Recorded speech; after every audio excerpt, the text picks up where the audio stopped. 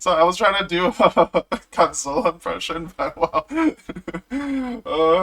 I couldn't do it. But the more important part. Hello, everybody. It's me. Basement dweller. It's been a while. I admit. I'm sorry. I got caught up with the Shadow Wizard Money Gang. Shay, it was worth joining for sure. The shadow government money it helps. But I think they want to legalize nuclear bombs, but that's a whole different subject. Sorry. You know, Welcome back, fellow humans, not humans. We all just wanted to talk about a film that just recently come out. So, some of you may or may not know, but I'm something of a Godzilla fan. And I decided to watch, the newest film. Not once, not twice, but three separate times. It's called Godzilla Minus One. I know I'm late to the party. Everyone's probably talked about this film and how it may or may not be a masterpiece and whatnot. And is it worth the high praise? I say it is. So, just want an excuse to just, geek out about this film. I'm not sure if I'll call it like a super proper thorough review, like going through all the symbolism and the meaning of each shot or fun facts or tidbits, as I feel like the film is still pretty young, even though it's like we're in February and then this film came out in December. I guess it feels young because there was a new movie that came out, and I even watched this one too. It's called Godzilla Minus One, minus color. Yeah, and now it's in black and white, which, funny story is, I watched it with a friend, and we were the only ones in the theater, so, that was interesting, but, okay, back on the first movie, Minus One. So, I guess we count minus color, I've seen the film 4 times, so I feel like I'm a little bit qualified, to discuss this film and what I liked and didn't like. um,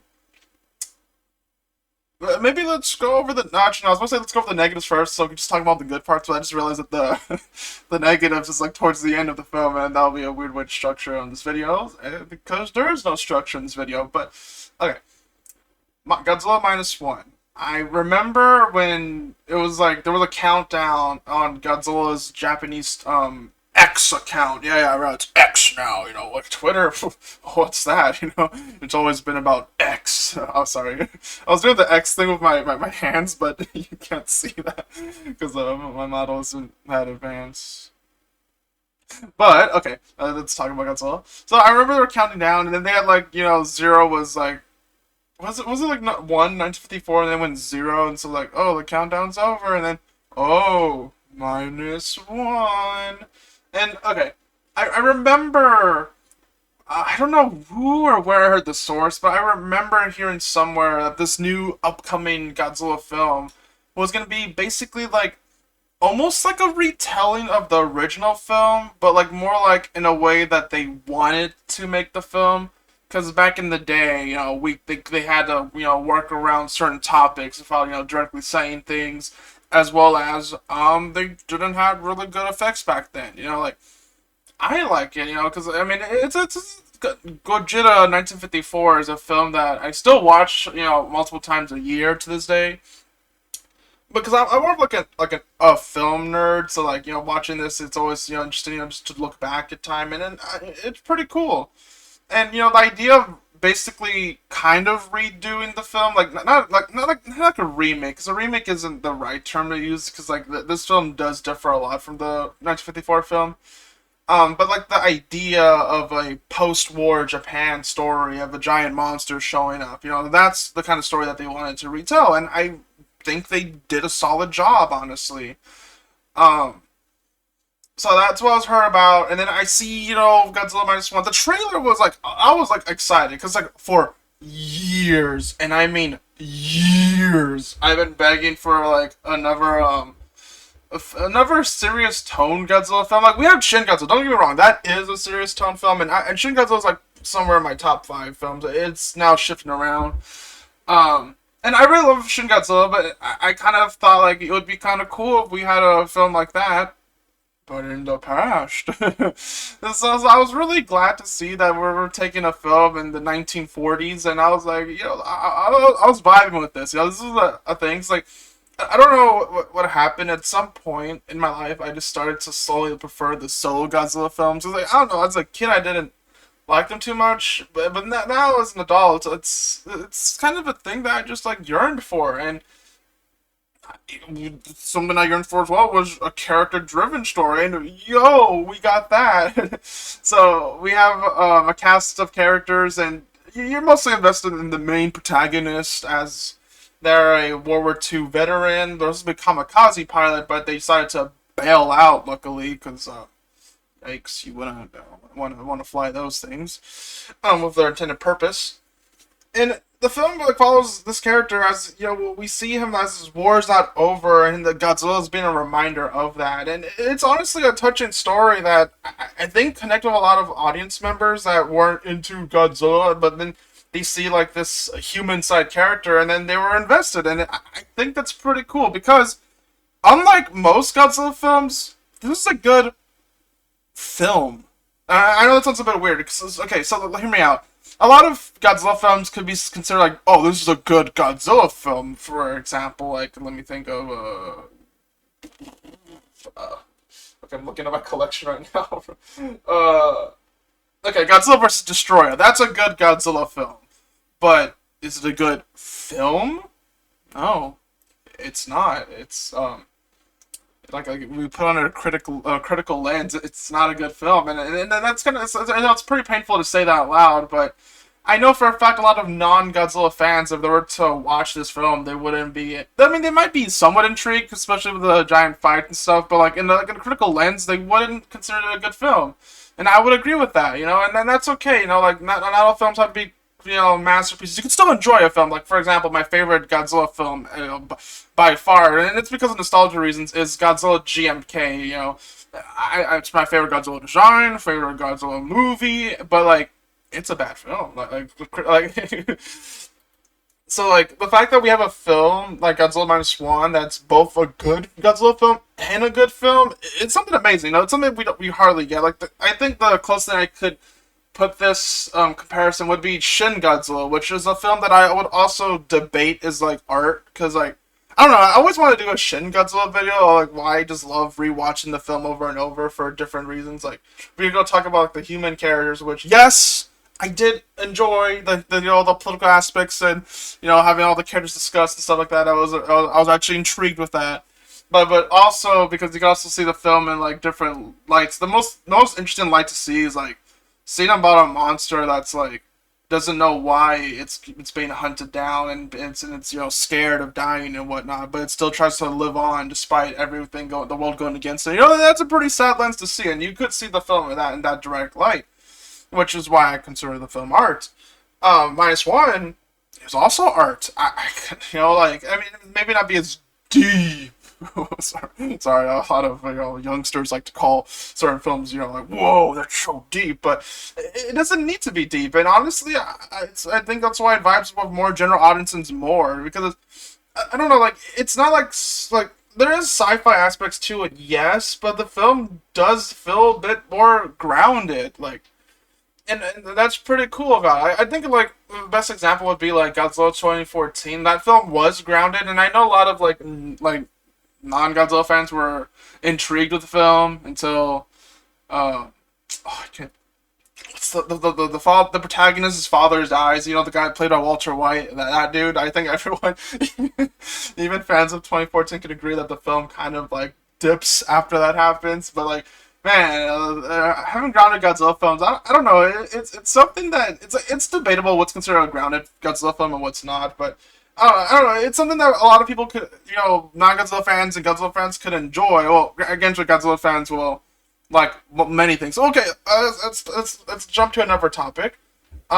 So apparently in the Godzilla community, there's like these weird Godzilla purists. I don't know what to even call them, but like they like attack other people for liking different Godzillas. But like the thing is, Godzilla's an interesting character because you could like do a lot of things with the character. The character has been has been like, like allegory for, nuclear, power, but also like Captain Planet style hero, and then like also an anti-hero, defender of Earth, and or like an abomination horrific, thing, or spirits of, World War II soldiers, and I mean, that's all GMK, or it could be a giant plant monster, that's 300 meters tall and has super laser beams and fights interdimensional, space dimension dragons or whatnot. And I think it's pretty cool. Like, also we have like to talk about like stuff like Godzilla Land and like over the Chibi Godzillas. Is that the new one's name? I think that's the new one's name. And I think that's pretty cool about the character Godzilla, that you could use them in many different ways. And honestly, I think it's kind of the reason why I slowly have an acceptance towards Godzilla 1998. When I was a kid, I thought it was an awful film, but now I think it's like a pretty alright film. Granted, I like to watch it as a remake of The Beast of Phantasms more than a Godzilla movie, but I actually don't mind the design of Godzilla 1998 as much because, like, it's an interpretation of the character, and like, I think that's just really cool, and I don't understand people that think Godzilla should only be this way, but it can't be that way. Oh, wait, you can get the angry eyes. I'm angry Godzilla fan. Okay, I haven't done this in a while. Sorry, I forgot about my emotes. I don't know. I just find that just really odd. Like, now I'm gonna question if you're really a Godzilla fan. If you don't acknowledge that Godzilla could be many things, and you could be goofy, you could be serious, you could be like some epic space opera. I don't know. Like, you could do a lot of things with the character. He's very malleable. There we go. He's malleable, and I don't know. I think that's something pretty cool. That I'm okay like with Godzilla from X Kong. Sorry, I was like Godzilla vs Kong, but no, it's X. Oh wait, you can't see me do that X thing, but yeah. Which can we talk about how like I don't know, maybe because it's the internet that I've been raised in, but like saying two names in X, in the middle, it's it's like. Okay, so we have Godzilla X Kong and Sonic X Shadow. And I'm expecting like some weird fan art of these two characters, making out with each other and whatnot. Godzilla X Kong. Okay, I honestly should have been called Godzilla and Kong. I don't know why they call it X. I guess they pulled an Elon and thinking that X was a cool sounding letter or whatnot. Yeah, seriously. Well, why do people put X in there? Like, it's not even like a substitute for the word "and." But that's a whole separate topic. Sorry, let's get back to Godzilla Minus One. Um, so I watched the film, it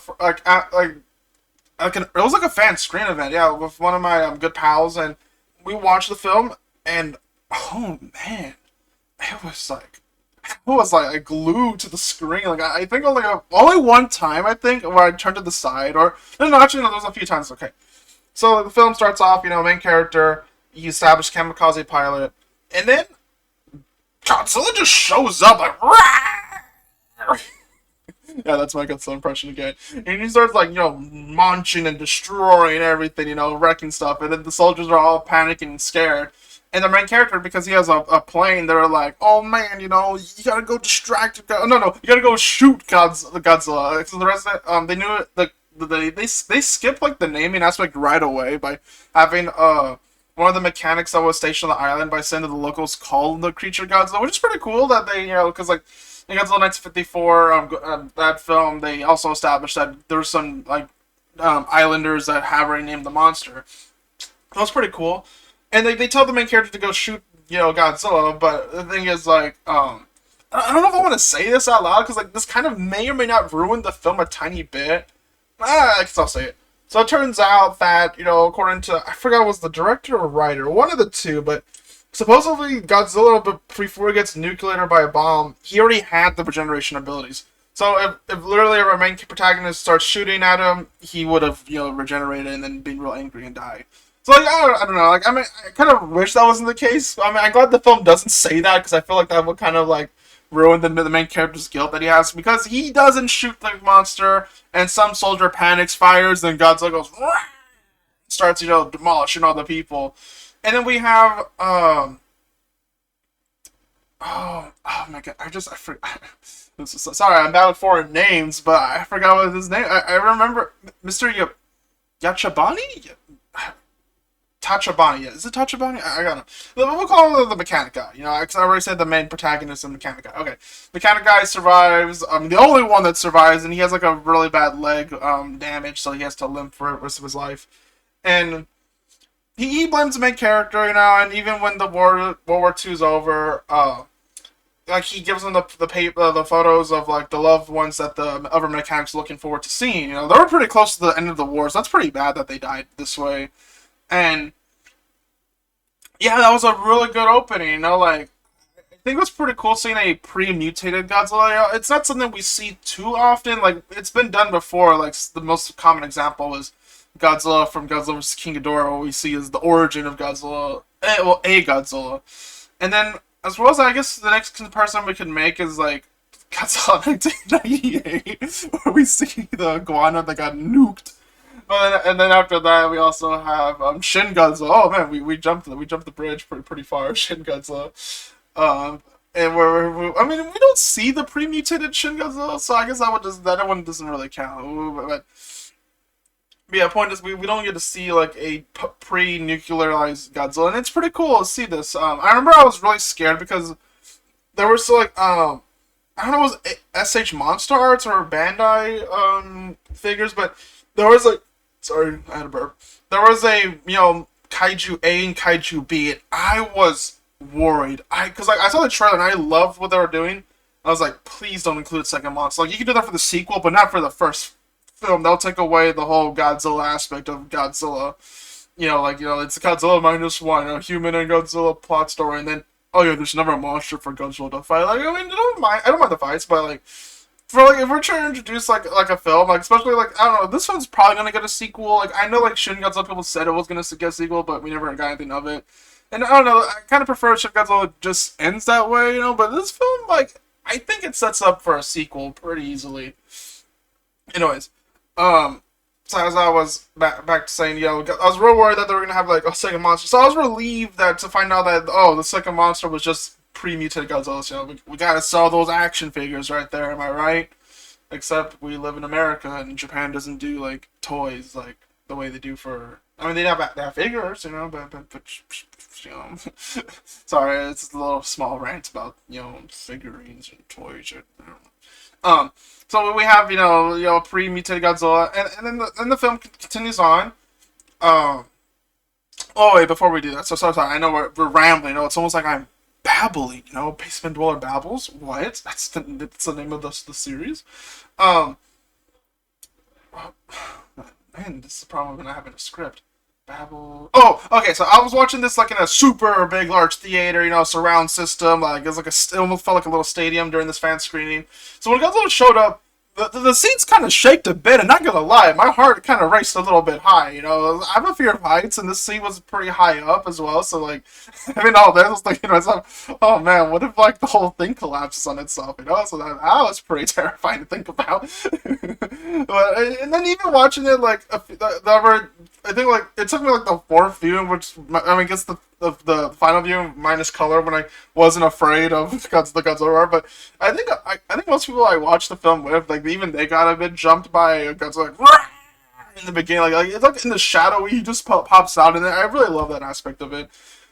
Okay, continue the story. Summary. So main character, we find out that he actually lived in Tokyo, and this is pretty cool because a lot of people, when they talk about World War II in Japan, the first thing thinks about is like the Pearl Harbor attack, and then we talk about Hiroshima and Nagasaki's nuclear bombing. But what's not, and also the island, the fights on the islands as well. But what's something that's not talked about too often were like the fire raids, like fire droppings and fire bombing. I don't know what the proper term is, but Tokyo was decimated by just normal conventional explosives. Not like nukes. And it's something like I don't know. It's pretty odd because like I don't know. Like whenever I read world history books, growing up, they don't really mention this, and I think it's a pretty smart aspect of the film to talk about things. I think they were never gonna mention Hiroshima or Nagasaki or Pearl Harbor, controversial topics, and I don't know.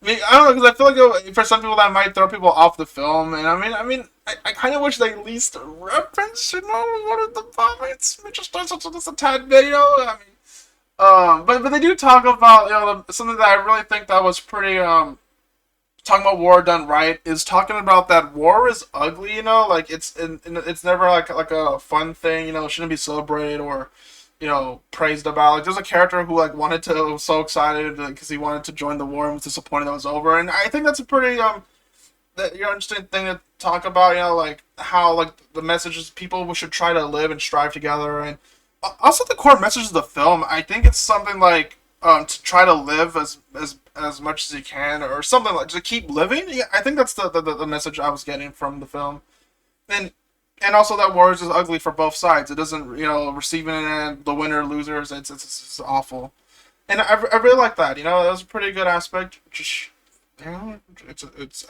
strangely the film doesn't go too hard on the nuclear theme. I would argue that Shin Godzilla would actually probably have the nuclear radiation theme, tied better than Minus One. Because like 1954, I think the message I got from that film was the dangers of nuclear, energy and not nuclear warfare. And because like we had a character, Dr. Shirazawa, who makes a weapon, potentially even more dangerous than the nuclear bomb, but he decides to kill himself while using the weapon, so like no one would know about it. And they're like, I think like the final words of the film is something like, if we keep doing nuclear tests, eventually another Godzilla will show up, and well, another Godzilla does show up, but I think that was an interesting message of the film, was to stop using nuclear weapons, but that's a whole different topic, It's all Godzilla Minus One.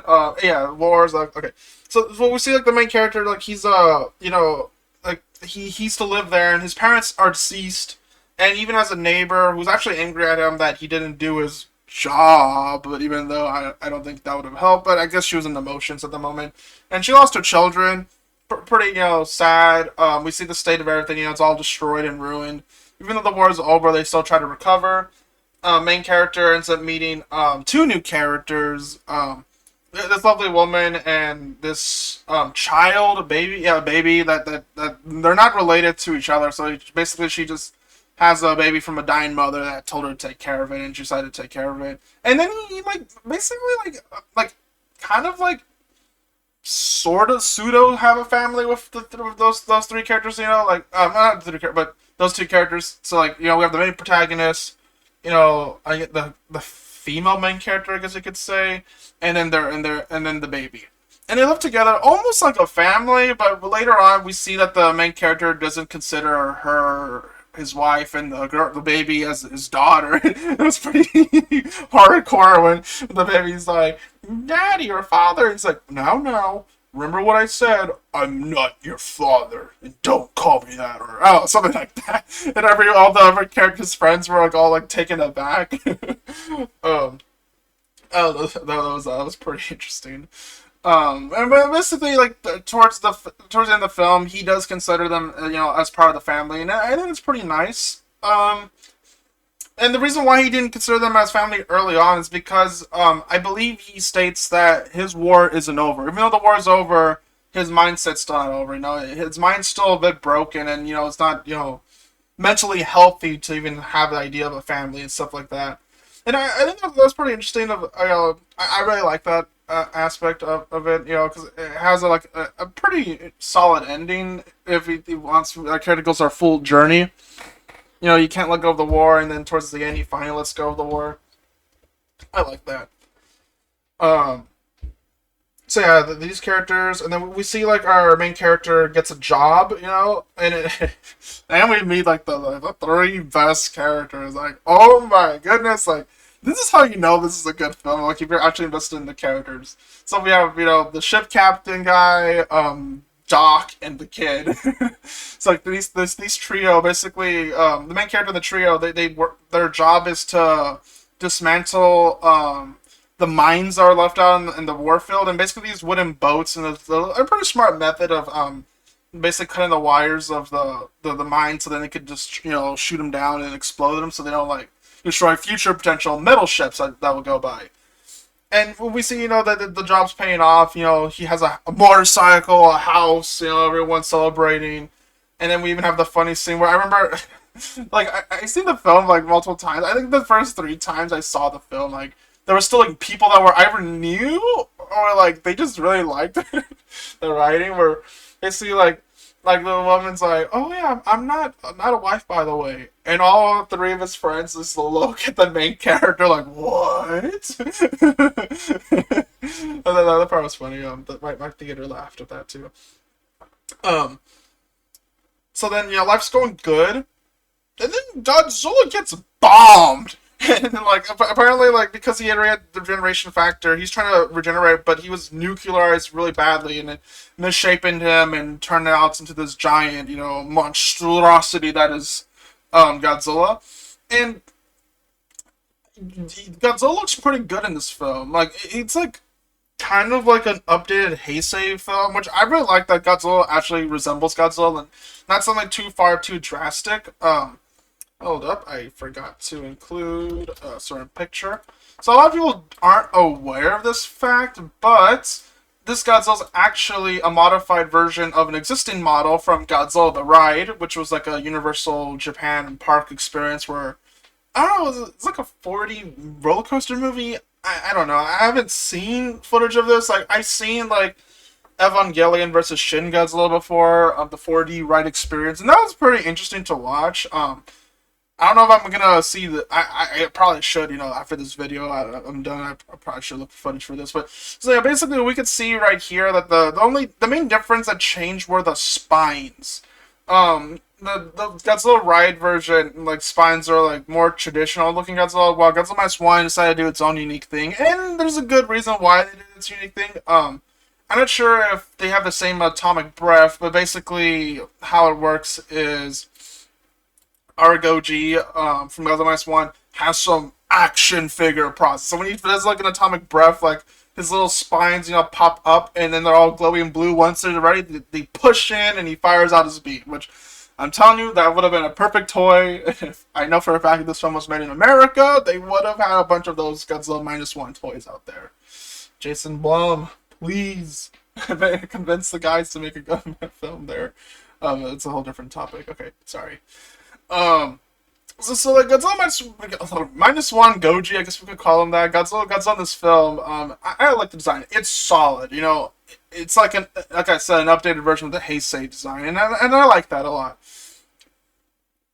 Oh yeah, so he gets mutated, and then we see that he's slowly coming to America, and then we have our main characters, and they told to stall Godzilla before some bigger ship arrived. And honestly, it was a pretty tense scene, and it was amazing. Like, there's like a scene where like they drop a mine and it goes into his mouth, and like it looks like an actual prop. Like, it doesn't look like an actual CGI. Like, I don't know. I was blown away to find out that there wasn't any practical effects for Godzilla. I mean, it makes sense that they would use CGI over suitmation, but like, man, it was impressive. Like, I guess I could talk about the CGI. The CGI, like, was pretty good. I think, like, I can only recall like 3 or 4 times where it was a bit janky animation wise. Oh yeah, that took me out a bit, but it was only for like a brief few moments. And the fact that I can't even think of a clear, I think like, well, I mean, the best example is when Godzilla dies. Like, that just looked off. Like, I don't know, it didn't seem right. But also, like, the way, like, there's a certain scene where, like, he blows up some boats and then he turns around and swims, but I don't know, it just looked awkward. The animation looked awkward. It didn't seem, like, more natural as it should have, but that's just some minor complaints. The fact that I don't know, I think it was, like, confirmed to be less than 15 million. I don't remember how much it is. They haven't given out the reports of how much the film cost to make, but, like, it was a pretty low budget, and I don't know, it kind of showed a lot of Hollywood executives that, you can make a good-looking, CGI. It just takes time. Because, like, a lot of films, like, they have extremely high budgets, and I think one of the main reasons why is because they try to, like, crunch the special effects workers to, like, work, like, super unhealthy conditions and whatnot, and that's why they get paid a lot, which, and actually, sometimes they don't get paid a lot. Oh, sorry, that's a bit real. No, just remembering this all stuff. Oh man, it's awful.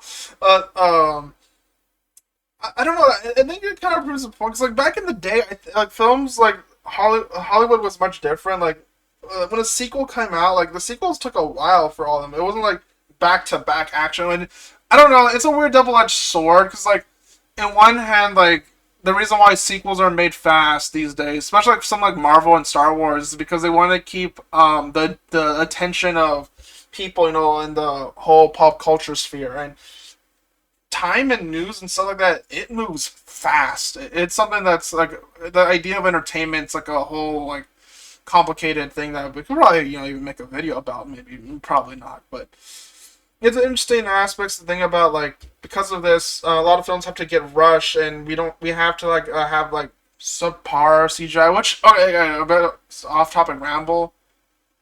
I'm fine with what CGI looks like now. I know a lot of people complain and this and that, but I'm like, have you seen like before, like back in the day, like the '90s CGI and I guess even early 2000s CGI? I mean, there's a few like outliers out there, but like I would gladly take the current CGI that we have. Like I don't know, like maybe because I see films as an art thing, and I grew up with like vintage black and white B movie stuff, so like to me this is like all stunning to me, but. I think we're okay with CGI. I know it's a whole topic of practical versus CGI, and I mean, granted, practical most of the time beats CGI unless it's something like they can't, like a monster or something like that, like the Demogorgon. I think it's looked better in CGI than the few practical effects we had for it. But Godzilla Minus One CGI, it's pretty good. It's very groovy. So yeah, main character slow down, and there was a funny aspect that I remember the theater laughed when one of the characters was like, because he's already said that he doesn't like the government, and then he said, and then they're like, they got a government order to slow down guys. It was like, if no one's gonna do it, then we should do it. I was like, but you said you didn't like following the orders, and the whole theater laughed. And then the part that everyone laughed the hardest was like, when they were about to attack Godzilla, but then Godzilla just shows up and wrecks a boat. Like, oh, never mind. They go full throttle to escape, and that part was amazing. I mean, I guess the acting sells it pretty well. Like I don't know, we really come to love these characters. So they escape. Main character gets injured. Then he tells the female protagonist about what happened to him and why his war's not over and whatnot. And he mentions Godzilla to them. And then, okay, this is where the interesting scene happened. So, like, the main character is like, you know what? I think I'm gonna try living for once, because like he was like really like he was like super out of it because like war and PTSD, and he decides maybe he should try living for a chance. So like while he's recovering, the main female protagonist earlier she said that she's gonna work at Ginza, right? Because apparently that the rebuilding was pretty fast and stuff. So she has a job at Ginza. And, he decides to stay and watch over the child that's there. And then we find out that Godzilla comes ashore, and in the radio, I freaked out, because, like, oh yeah, the giant monster appeared on Ginza. I was like, oh, that's where, I forgot her name was it Yumiko? I could be wrong. The female protagonist was there. I was like, no! I was, like, freaking out. And then I feel bad for her, because, like, she just learned what Godzilla is, and then the train stops, and she looks out the window, and she's like, is this Godzilla? And I'm like, oh! And then I was like, I don't know if, like, the trailer showed that he was going to go for the train, but I know for a fact that, in some early Godzilla films, like, he really loves those trains. Like, I think even Chibi Godzilla referenced that as well, about chewing up trains, but yeah, so like I was like, oh no, she's done for. But surprisingly, she does manage to like live by falling into some water and whatnot. And I don't know, it was pretty tense. And then we see like Godzilla just ramming into different buildings, tail swiping, pushing up against things. He's like, I don't know what's his problem. Like, okay, it's like this is a debate of like morality of certain characters, but Godzilla, I don't think I could classify him as evil in this movie. Like the only thing I could think of an evil Godzilla would have to be GMK Godzilla. Another GMK reference. That Godzilla, like he purposely went after people and stuff like that. Minus One Goji's more like an animal that's like doesn't know their own limits and they're just exploring around, but like they just don't like being bothered by little things. Which I mean, that's a problem in its own because like he just happens to like tremble on a place where people do live and killing people like he doesn't kill them on purpose. That's what I'm trying to say. So like he's attacking stuff, destroying Ginza. Honestly, I think it might be like one of my top like five like Godzilla destroying cities moments because like it's strange that that's not a common thing now. I'm thinking about it. It's like in the newer films, like especially Monster vs. Godzilla, they have like him as a neutral thing that if there's like let's say he has to go through a city, like he just goes through, but he doesn't make it like his objective of destroying everything around him. And I don't know, I kind of miss this because like I don't know, I haven't seen this in a while. I mean, I guess Shin Godzilla was Shin Godzilla. Then I guess Godzilla anime and the anime trilogy. Okay, never mind. He does destroy it.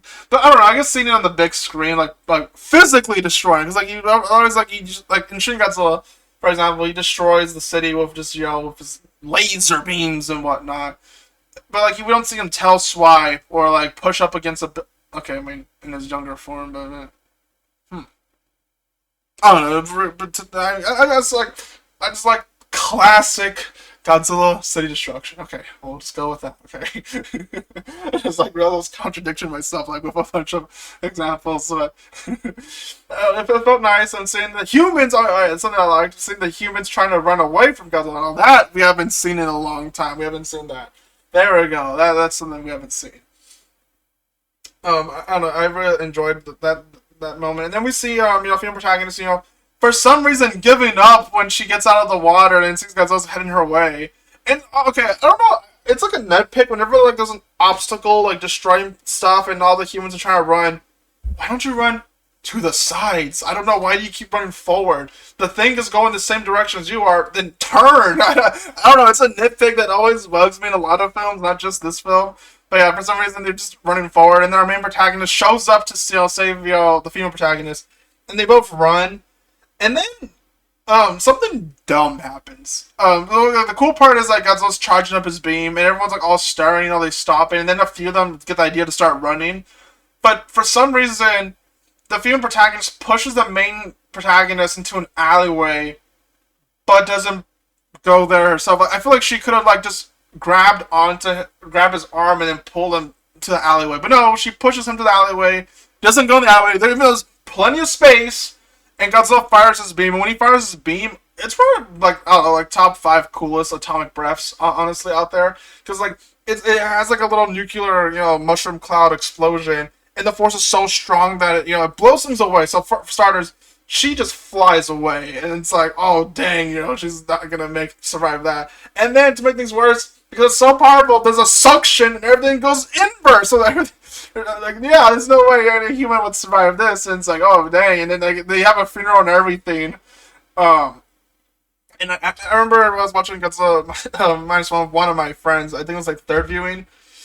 He's not the brightest bulb in the shed, and genuinely thought that the wife was alive. And oh my, not the wife, the female protagonist. It's like, bro, I don't know. And it's pretty tragic because like the main character like literally just said the day before like, you're not gonna start living, and then just for like life to be so cruel and just take away someone that was kind of close to him. And like I think he did like her, just that he just wasn't meant to be prepared to ask her out or ask and stuff like that. And it was real tragic. He's literally started screaming. And then we have like the black rainwater coming from the sky because atomic bombs and whatnot. And then the Godzilla roars, and then we see the funeral scene, and then he's like in his edgy phase, like, oh, life doesn't matter anymore. And he puts on his edgy jacket, and goes around, and then they tell him about about a Godzilla plan, and they were actually a pretty creative plan. I know some people like I have one of my friends that was thinking that they were gonna bring out the Oxygen Destroyer, which honestly I thought they were gonna do that too. But instead, they decided to take a more realistic approach of how to kill Godzilla without some sci-fi weapon out there, and I gotta give them credit for that. So the idea was to give like some, I forgot what element it was. Was it Freon? Not Freon. It's like a very, it's pretty heavy air. So like basically the idea is to surround Godzilla and that stuff, and with some ropes and stuff, and they'll make him sink, and have like the pressure, crush him down. And then if that didn't work, if Godzilla's still struggling, they would put some life rafts filled with, I think it was carbon dioxide. I think it was carbon. So then like basically it would just like make CO2. So then it'll make Godzilla rise really fast. Which, if you didn't know, it's a real phenomenon with deep sea fish. If we try to like bring them up to the surface, they turn to jelly and it destroys them. So like that's the reason why we don't have like deep sea aquariums. Which, oh, I would pay so much to like have an aquarium like set up with like anglerfish, blobfish, viperfish, gulper eels. Like all the cool fish are down there, and we can't. The fact that we can't even have them displayed, it's a real tragedy. Okay, so back to the movie. So he goes in his edgy phase, and then he learns about the Godzilla plan, and then he's like, everyone's like, "Whoa, we will use a Godzilla roar to lure Godzilla," and then they're like, "What if that doesn't work?" And the main character, because remember, he's a pilot. He tells about like, oh, what if he flies, a plane, and could like bring Godzilla over there, and they have a little argument, is that a suicide thing, or like you don't like, they're like, no, like he actually wants to kill Godzilla, but actually he's not feeling mentally well, but okay. So they agree with this. They show off this pretty cool, prototype plane that was never flown, apparently. And then, the main character gets Tachibana. That was his name, the mechanic from the beginning of the movie, which was pretty cool. I forgot about the character for a bit. So the fact that they brought him back comes full circle, and it's pretty cool. So like he gets Tachibana to work with him after having a little scuffle with him, and then lying about the scuffle, saying that he tripped and fell, which is pretty funny. But so he tells Tachibana about his plan. His plan is to fly the plane with a bunch of explosives and fly into Godzilla's mouth and then explode. Because we see earlier in the movie that they blow up a mine in Godzilla's mouth, and like it's pretty gnarly. Like his face is all like exploded a bit, but then he regenerates real fast. So then he's like, well, let's put more of it. Let's put more of it. So he accepts the plan, and he accepts to work on it because he feels like, oh man, now this character's finally going to become a real kamikaze pilot. And it's going well, and then like, I think it was like I forgot which I'm not sure which scene came first, but we find out that apparently there's the main mechanic finds something, right? And then he even tells the main protagonist what that something is. He's like, oh yeah, one more thing. And then I remember I whispered to my friend, Red Star was there. I was like, I know what that something is. Actually, before we go on, I thought right away that the film was going to end with the protagonist, like, flying a kamikaze plane and killing Godzilla that way. So I legit thought, like that's how it's going to end. So then when I heard that something, I knew right away what that something was. And I'll tell you a bit. And then later in the film, like we're watching it, and I remember Red Star was supposed to be, I know what that something is too. After like I got his creative juices thinking to what that something else could have been.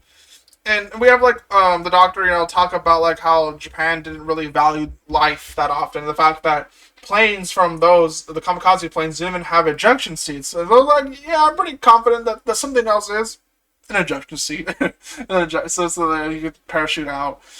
So my suspense of what's gonna happen to my main character kind of like disappeared. And so like I don't know if I could change an aspect of the film, I wouldn't have mentioned that something else. And so like it's revealed that he escapes and then they go flashback and then explaining that. I would have done that because the fact that you said something like, oh, I got one more thing to tell you, and that kind of bugged me. That I don't know. So yeah. We have the doc saying, that they should fight for the future, now, and try to live, value life more often, and that was a pretty nice message right there. And then we go to Godzilla attacking. So he's on the shore. Main character flies his plane with a pretty good uplifting, music thing. I can't really describe it. I'm really bad at music describing, but it's like more wonder, because we see him flying into the countryside, and we see he gets a good look of Japan, and then he starts to go after Godzilla, and he distracts Godzilla, which is I don't know, Godzilla doesn't like the plane right away. I guess it really bugs him. It's like when the fly buzzes around your head or a mosquito, then you start going after it. And it works. Godzilla gets to the water, and they get to the trench where they want to, pressurize Godzilla. And then, they get the boats, and they're like, oh man, we gotta start. And then they play, I forgot what the theme's called, but I call it the Godzilla theme. I'm pretty sure it has its own name, because I know, there was a similar theme in 1954, which I think they did play during the Ginza, scene. But then I believe this theme was from Godzilla vs. King Kong vs. Godzilla. I think that's where it first originated. I could be wrong. Correct me. I don't really know the details of Godzilla music as well as I should. So they're playing the theme, and I was really excited because I was looking forward to how they were gonna do it. So at first it goes like the classic, dun dun dun dun dun dun dun dun dun dun dun dun. And it's building up right to the music, right? And then when they go like Operation Go or something like that, like dun dun dun dun dun dun dun dun dun dun dun dun dun dun dun. They've raised the volume to it. It like the boats go into action, and I remember genuinely being like so hyped and excited. Like I even turned to the side next to Red Star, and he was looking to my side, and we both like nodded. Like yeah, we knew we were watching a really good film, and it's my favorite scene by far. If I could think of Godzilla Minus One, like I think it is my favorite Godzilla scene, and that's something I'm pretty confident to say. It's like, I don't know, like, it gets you right into the spirits, like, yo, like, they're going at it, like, I mean, you're actually kind of cheering for these characters to take down Godzilla, they're playing the music, and it's pretty hype, we see the operation, they get the boat's strings around Godzilla, and then they start singing Godzilla, and then the music stops, and then it goes to more serious things, and we see that Godzilla is sunk, right, and, like, he was about to fire an atomic breath, but the pressure gets stopped him. I feel kind of bad for him, not gonna lie. So he's down there, and then they find out that he's struggling. That means he's still alive. So they start to raise him up, but then he chews out like the little rafts, the life rafts. They're like, oh no! And then so like earlier on, like the kid who had no war experience and he wanted the war to continue so he could fly and whatnot. Like he had a broken arm from the first attack of Godzilla when they were on the boat. So then, when they were after the meeting, he was all excited to go to battle because he wants to be a hero or something like that. The doc and the captain were like, "Yeah, you can go. You're kind of injured and stuff." And they're like, "But I could go too. I want to go." And they're like, "Be proud that you didn't go to the war, and this and that, live life and what." And they're like, "Yeah, the future generation will, we'll leave the stuff to the future generation, stuff like that." But then he shows up, right? Like pretty much like a end game, pretty much like Cap on your left, right? And then he shows up, and everyone's like, "Kid, it's you!" And they get excited because he brings like a bunch of boats. A lot of people like volunteer to like help with the cause. So they get all because like they were trying to pull up Godzilla manually without the life rafts, and with the two huge boats they had, it was not enough strength. So they get all the little boats together, and then they all start pulling Godzilla out. And oh man, when they pull Godzilla out. Oh man, like his eyes are popped out. Like, oh man, you can tell like the depressurizing like put a toll on him. It was pretty almost gnarly to see, but it gets more gnarly, right? So like oh, he's still alive and he's about to fire a beam, right? And everyone's real scared, and then the sound just goes pure mute, and everyone's all panicking, and scared, it's all in slow motion, and then we hear like out of the quietness. And we see with the boat, our main character, he flies in, right? He activates the bomb thingy-mabob, and then he goes into Godzilla's mouth, he's about to fire his atomic breath, and Godzilla explodes. But we briefly see the main character parachute out from the ejection seat, and I really feel like that's when he should have revealed the whole something. I was like, I don't know, that part really bugged me. That they basically foreshadowed this, but yeah, I thought the film was gonna end like the beginning of the film was like, oh, he's probably gonna do something heroic, like sacrifice himself, kamikaze style. And even like the signs were kind of there that would have been the case because like he did like write a letter, to his neighbor to take care of the child, And I really wish it said something like, I'm gonna get a real kamikaze pilot or something like that. I don't know, something to like.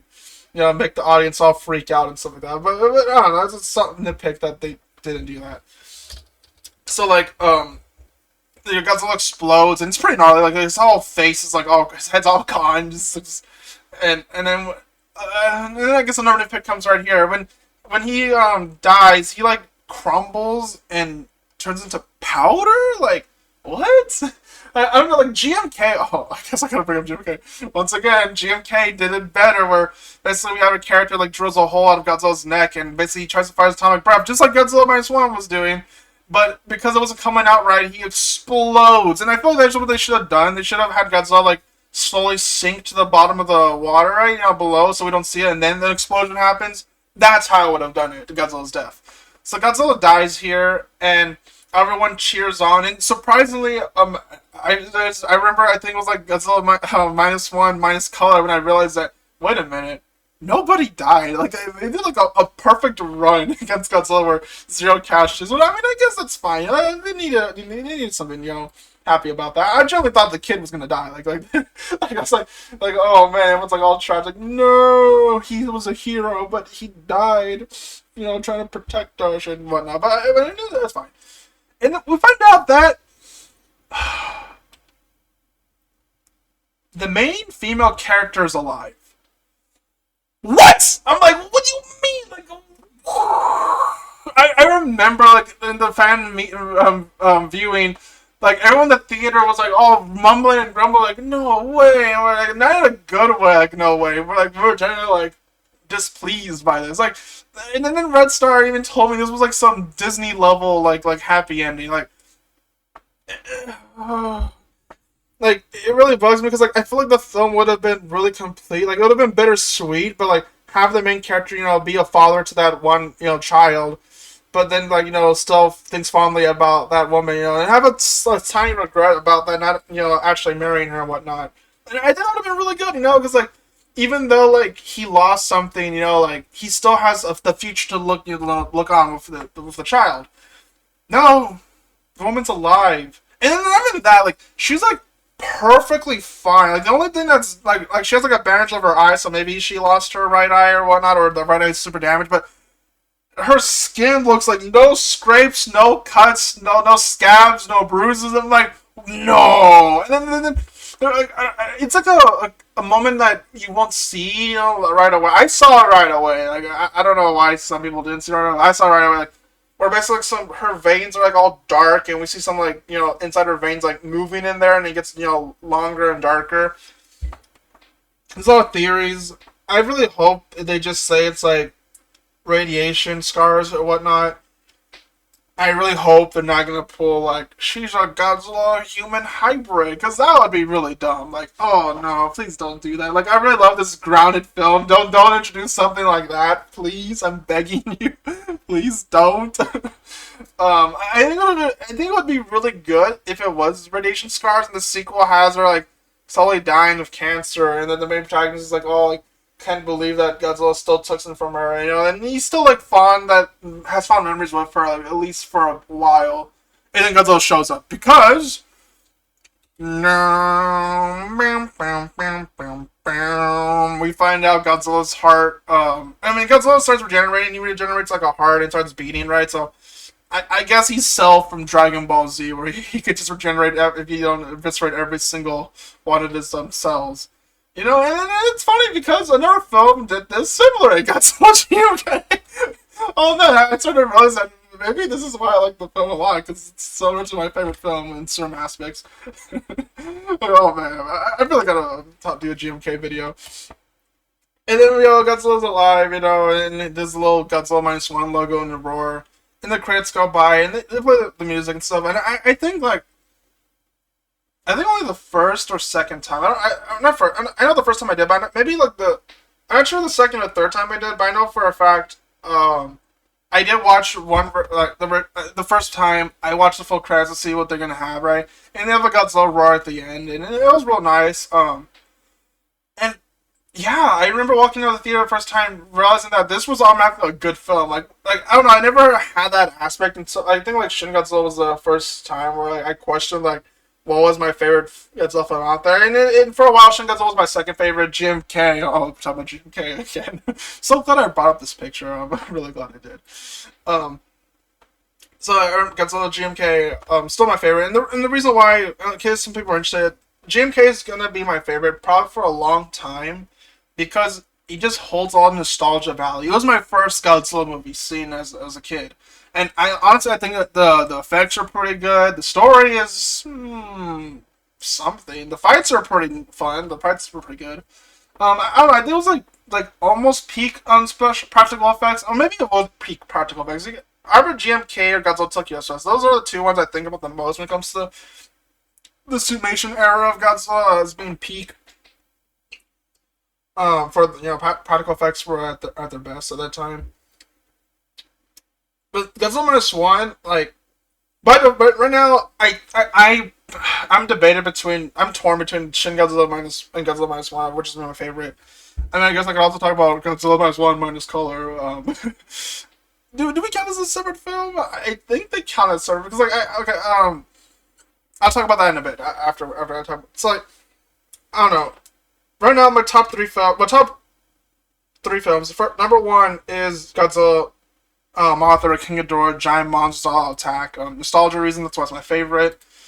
And then second and third, it's a juggle between Shin Godzilla and Godzilla minus one. Like, cause like Shin Godzilla, like it's an art piece, and I don't know, like I don't want to sound edgy. It's so deep. It's not that deep. It's slightly deep. I don't know, like mid deep. I don't know what the proper term would be. It's not shallow. There we go. Godzilla's minus one. Like I can't really call it a deep film, but it does deal with a much more serious and grounded story, which I really love. Like, Godzilla Minus One has better human characters, and then Shin Godzilla has better Godzilla scenes, I guess. I think Mr. Ralph from Cinemassacre put it into his words that he would like if the two films combined the human aspects from Minus One and the Godzilla scenes from Shin Godzilla into the film. It'll be like a perfect Godzilla movie.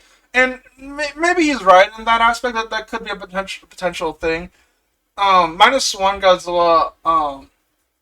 I can't really rank it, but yeah, it's one of those two, and I really love both films a lot.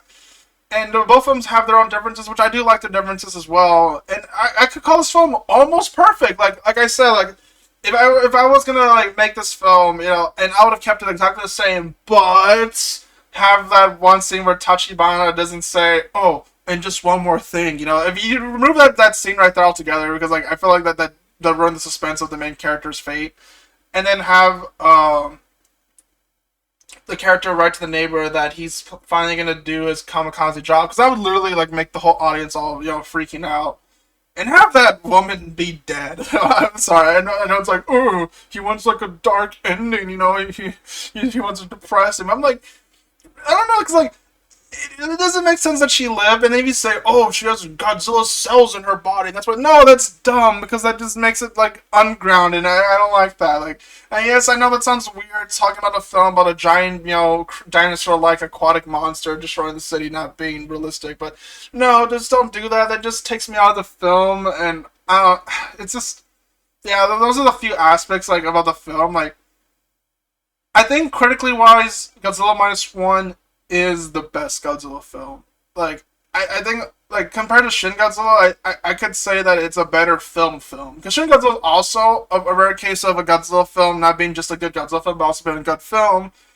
But I think Godzilla Minus One will touch better of audiences better than Shin Godzilla. Because, like, unless you're, like, you live in Japan and are closely tied to, like, how slow the government responds to certain aspects, like the earthquake incident in Japan. Like, I don't think a lot of people will connect to it, but Godzilla Minus One surprisingly does to a lot of people, and like, I don't know, its message, about trying to, keep on living, I guess that's the simplified message of the film. It connects a lot more to people than saying, oh, our government's pretty bad, and it's up to us normal folks to take care of the day. Was that the message of Shin Godzilla? Because I think that might have been it. Because it was a critique about the Japanese government because, the earthquake incident. But Godzilla Minus One doesn't critique that. And I mean, it kind of does critique the Japanese government from the 1940s about how they didn't value the citizens' lives that much. And I don't know. Yeah, we could agree. Godzilla Minus. I think a lot of people could agree that's like the best film out there, and I like that. It's been a while when I could confidently say to people that are non-Godzilla fans, you should watch Godzilla Minus One. And yeah, I really loved it. And then I guess I might as well talk about the next film that came out, Godzilla Minus One minus color. I think it's technically a separate film, not like just black and white mode. The reason why is because they use like different cameras for this, and you had to edit the film in ways that it would like look good in black and white. They use like professional like black and white cameras and stuff like that in photography. Pretty good, and I think under copyright's classified as a separate thing as well, because like it's called Godzilla Minus One minus color, not Godzilla Minus One black and white edition. Did the black and white add anything to it? Maybe question mark? Because like 1954 Godzilla, Gojira from that film, like I would say is still the darkest Godzilla film, and one of the aspects that helps it is it being in black and white. So like, I don't know, I think I could say like the black and white does make it a bit more tad depressing, I guess. But not like super much. Like I don't know, like I guess like the main characters, the supporting characters, the way they're written and stuff like that, makes you doesn't feel as depressing as 1954's Godzilla. Um, and it doesn't make the film that too depressing. I don't know. It's an interesting thing. Like I love black and white films. Like I know a lot of people have a weird thing where they don't like. I don't know. For where I draw the line is like silent films. I can't really get too much into silent films as I should. I probably should start watching more of those. But black and white, I actually don't mind watching it. I know some modern audiences for some reason has a weird disdain for black and white films. I remember I used to show like my old films to my friends, and they would be like automatically disinterested the moment the film was in black and white, so then we had to watch a different movie. Um, so yeah, that's Ghost's minus one minus color. It's the same plots and everything. I think there might have been some shots like slightly different angle, but like you couldn't really tell. But like it's a really good film. Version as well. Like I wouldn't. I mean, if you're a first time viewer, I would highly recommend watch normal Godzilla minus one. Starting off with minus color would be pretty odd, but like I think it's pretty nice because it's kind of a homage at the fact that this film was basically trying to like do like a modern retake of the original film, and I like that they did that as well, a black and white version. I'm glad that I saw the minus one, minus color in theaters too, because I'm not too sure if they're gonna include it in the Blu-ray release. Like, also, please, Toho, please release the Blu-ray. I'm a bit worried because like Shin Godzilla was distributed to America by Funimation. Godzilla Minus One was, which I'm really glad in this aspect of doing, was released by not Funimation. It was distributed into America by Toho International. They recently opened that, and there's some benefits and disbenefits. I think the disbenefits is that apparently there's a lot of countries that couldn't see the film, and I feel real bad that they couldn't see the film because this is a really amazing film. And I think Funimation would have like distributed to those countries, but I'm not too sure. I'm not sure what how they did Shin Godzilla, but I know that's a little sad aspect that some theaters or some places didn't get to see the film because of that.